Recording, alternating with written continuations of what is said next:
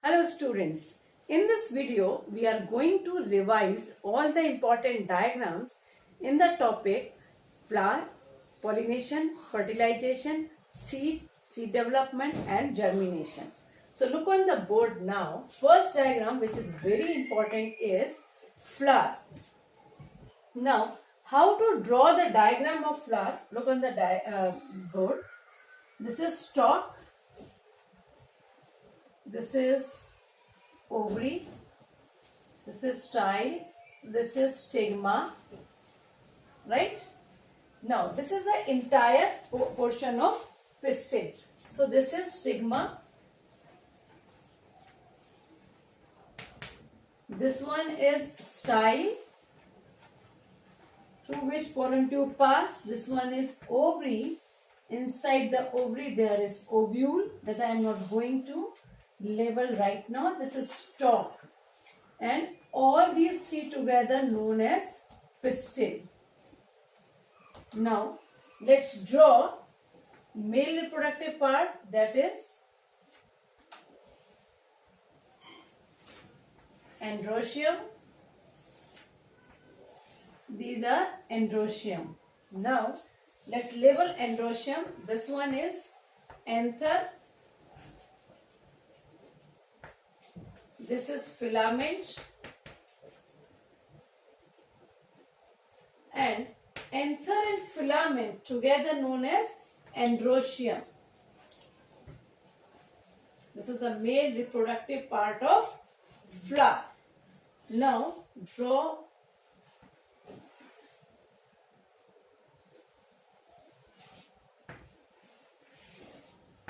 these are colored corolla, and these corolla made up of a unit called petals. Now let's draw sepals or calyx, and these calyx consist of a unit called sepal. Right? So this is the diagram of complete flower. This is important diagram. It can come to draw as well as for the labeling also. Now we will draw the diagram of male reproductive part, that is androecium. So to draw the diagram of male reproductive part, that is androecium, okay. This one is, androecium consists of two parts.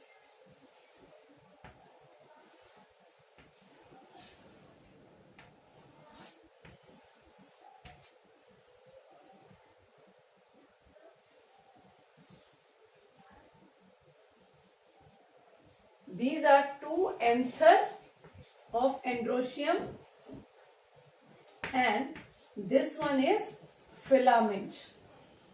Now, if we have a transverse section of anther, then we see that these anther consist of 4 anther lobe, and these anther lobe connected with filament and a connective tissue, right? So this one is, these 4 are anther lobe, and this one is filament. This one is connective tissue, and this connective tissue is sterile, means it does not have any role in fertilization. Okay. Inside this anther lobe there are pollen grains, and pollen grains are powdery substance, right? These are pollen grains. Now let's draw the diagram of pollen grains. If we draw the diagram of pollen grains, see, this is our internal structure, internal layer. This is called intine. Now inside the intine, at one part, this intine is little thick, and this region is known as germ pore. Clear? Now this intine is surrounded by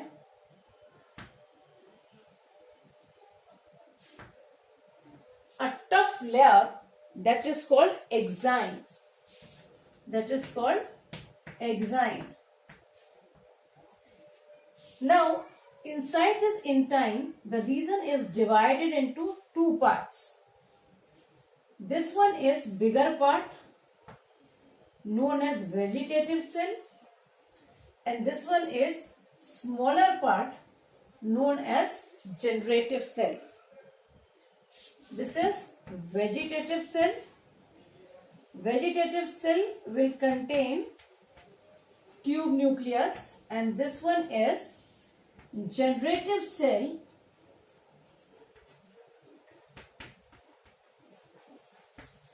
Yes, so let's have a look on this entire diagram. These are two anther, and these anther are connected with a tissue that is called connective tissue, and the entire structure is connected with filament. So this is the entire structure of endometrium. Now, if we have a transverse section of anther, we found that these anther consist of 4 lobes, and these lobes are called anther lobe. Anther lobe consists of powdery substance that is called pollen grains. Now, if we have the structure of pollen grains consist of 2 layers. Outermost layer is exine, it is tough layer, and the inner layer is intine. Intine is thick at some regions, and these regions are known as germ pore. इनको हम क्या बोलते हैं? Germ pore, from where the pollen tube will arise. It consists of 2 nucleus, that is vegetative nucleus and generative nucleus. Vegetative nucleus and the part of the vegetative cell is bigger in size, and generative cell is comparatively smaller in size. Now we will draw the diagram of gynoecium, that is female reproductive part.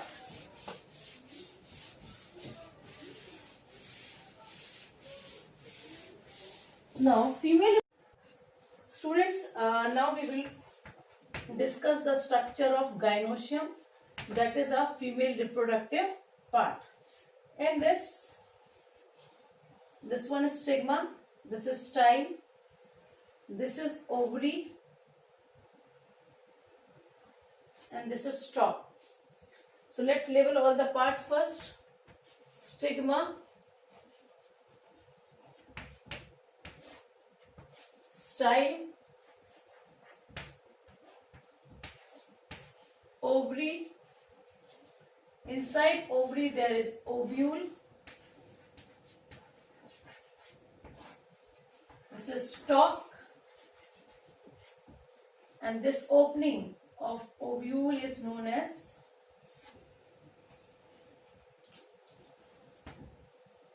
micropyle, from where pollen tube enters. Now let's have the structure of ovule here. This is ovule. Inside the ovule there is integument. Generally it is a bi-integumented, means 2 integuments are there.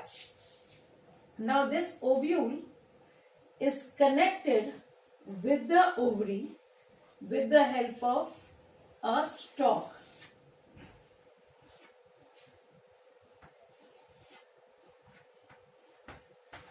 Right?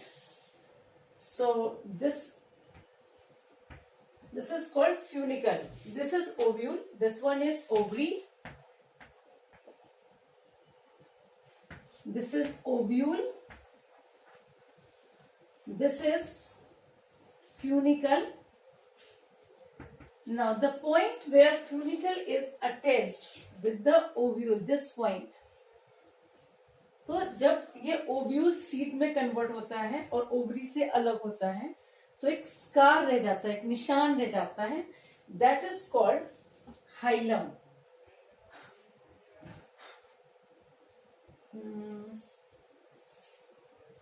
Let's have the hilum here. Okay. This one is opening, that is called micropyle. Now, inside ovule, there is nucellus. Nucellus is a nutritive tissue. Before that, let's draw antipodal cell. This is antipodal cell. There are 3 antipodal cells.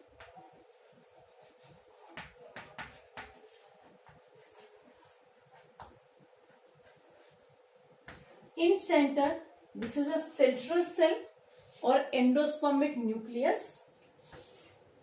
Central cell or endospermic nucleus. It consists of 2 polar nuclei, right? 2 polar nuclei. Okay. Now at the bottom there are 3 cells. One is egg cell. This is egg cell. Let's label this first, egg cell. And this egg cell is surrounded by 2 cells. And these 2 cells are synergid cells. इनको हम क्या बोलते हैं? Synergid cell. Generally synergid cell destroy हो जाती हैं after fertilization, but they produce some chemicals which helps pollen tube to guide them to enter through micropyle. So this is the entire structure of gynoecium. Okay. Now let's draw the diagram of a seed.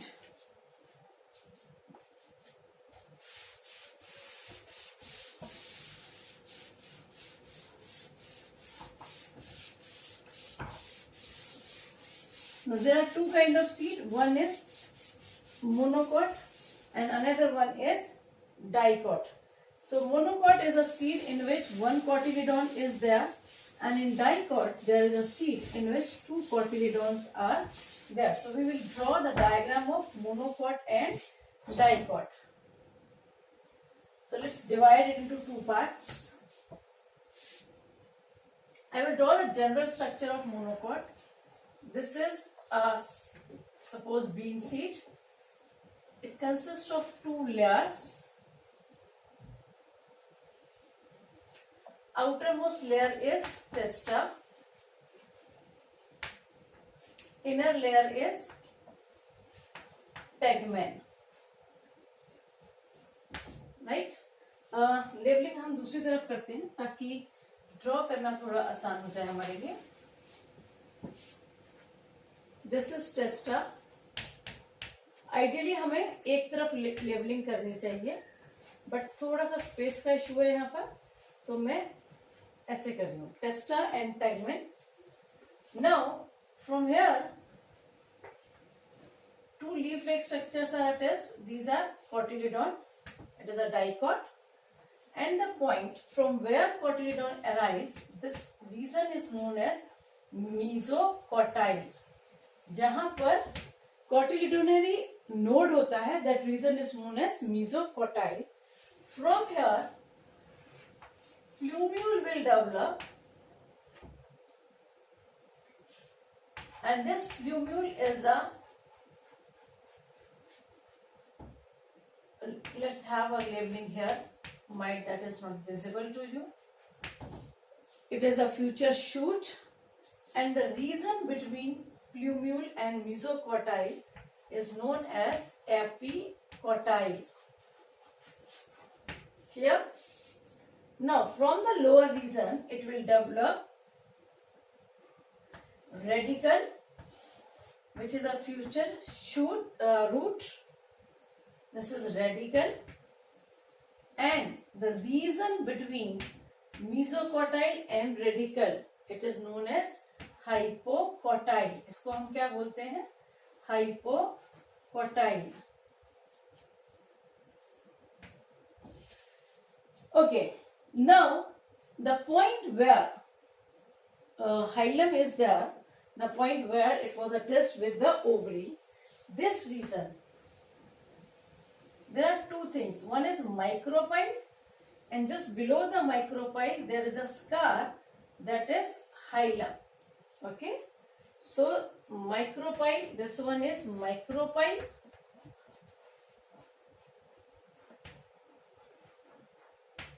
and this one is a scar, that is called hilum. Just for comparison I have drawn it in this way, otherwise you have to draw the proper diagram. This is all the labeling should be on one side ideally. Okay, this is the structure of dicot seed. Now we will draw the structure of monocot seed. In case of monocot seed, pericarp and seed coat is fused, and the seed is divided into two regions with the help of epithelial tissue. So this is the layer of epithelial tissue. Now epithelial tissue divide, this is epithelial tissue.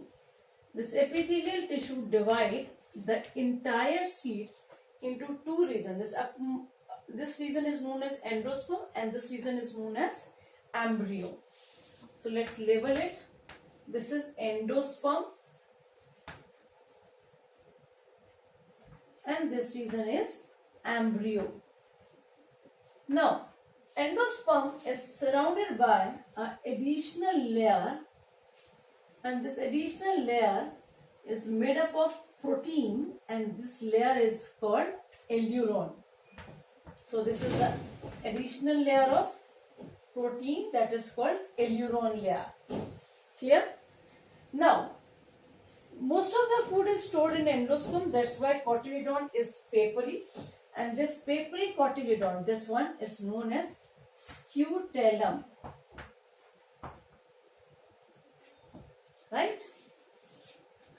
Now let's draw plumule. This region is plumule, and plumule is surrounded by a protective sheath that is called coleoptile. This one is radicle, and radicle is surrounded by a layer that is called coleorhiza. So let's draw coleoptile. This is plumule. This is radicle. And this is coleorhiza.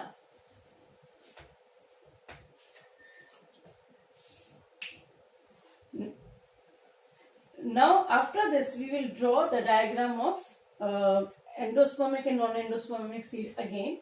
Let's have a look. This is testa, this one is tegmen. Plumule is there, that is a shoot. Epicotyle is the region which is above the cotyledon, and hypocotyle is the region below the cotyledon. And in this monocot seed, this one is monocot seed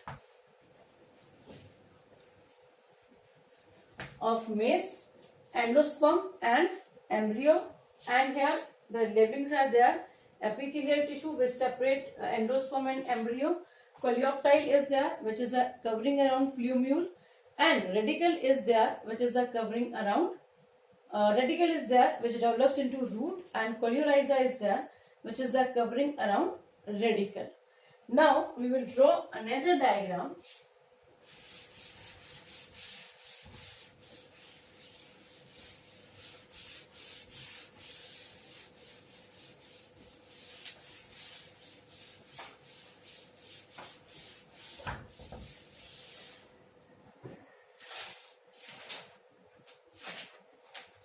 We will draw the diagram of seed of endospermic seed. This is a diagram of endospermic castor seed. In endospermic castor seed, at the end there is a massive outgrowth. This is caruncle. This region is caruncle. Caruncle basically helps in dispersal of seed, especially with the insects like ants. Caruncle. Now it is an endospermic seed, so most of the food is surrounded in a endosperm. So this is the endosperm region.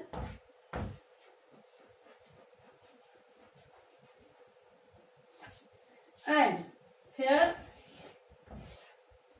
plumule and radicle. So the reason this one is plumule, it will develop into shoot, and this lower region is radicle, which will develop into root.